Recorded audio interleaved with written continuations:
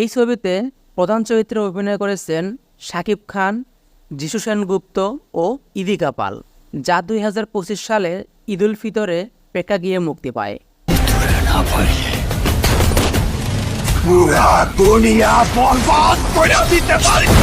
বরবাদ ছবিটি 2024 সালের 20 অক্টোবর ভারতের মুম্বাইয়ে ইলোরা স্টুডিওতে প্রধান চিত্রগ্রহণ শুরু হয়।